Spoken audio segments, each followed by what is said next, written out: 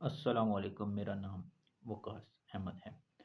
حضرت ابو ہریرہ نے نبی کریم صلی اللہ علیہ وسلم سے نقل کیا کہ میری امت کو رمضان شریف کے بارے میں 5 چیزیں ایسی عطا کی گئیں جو پہلی امتوں کو نہیں عطا ہوئی تھی۔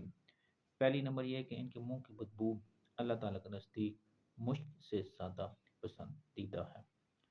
دوسرا، ان کے لیے درا کی مچھلیاں تک دعائیں کرتی ہیں اگر کوئی روزہ حقیقی معنی میں رکھتا ہے۔ افطار کے وقت تک وہ دعائیں کرتی رہتی ہیں۔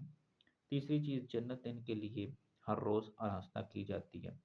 اور پھر اللہ تعالیٰ ارشاد فرماتے ہیں کہ قریب ہیں کہ میرے نیک بندے دنیا کی مشقت اپنے اوپر سے پھینک کر میری طرف آ جائیں۔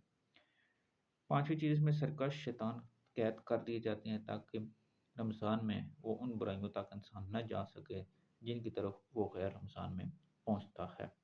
رمضان کی آخری راتوں میں روزہ داروں کے لیے مغفرت کی جاتی ہے۔ تو صحابہ نے فرمایا کیا یہ شب مغفرت یعنی کہ شب قدر ہے؟ فرمایا نہیں، بلکہ دستور ہے کہ مزدور کو کام ختم ہونے کے وقت مزدوری دے دی جائے۔ تو ناظرین، اگر ہم حقیقت کے معنی میں روزہ رکھیں، آنکھ کا، ناک کا، اسی طرح کان کا، تو پھر دریا کی مچھلیاں بھی دعائیں کریں گی۔ شام کو اللہ مغفرت کے پروانے بھی اپنے رحمت اور فضل سے جاری کریں گے۔ اسی طرح حضرت واصف علی واصف سے کسی نے فرمایا کہ حضرت فقیری کیا ہے؟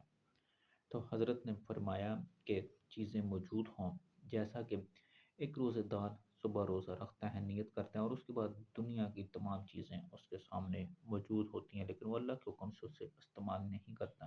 ایک روزہ دار تو صرف ایک مہینہ یا دن کے 16-17 گھنٹے یہ پابندی کرتا ہے، لیکن یہ بھی فقیری کے زمرے میں آتا ہے۔ لیکن جو حقیقی فقیر ہوتا ہے، صوفی ہوتا ہے، وہ ان چیزوں سے ماورا ہو جاتا ہے، وہ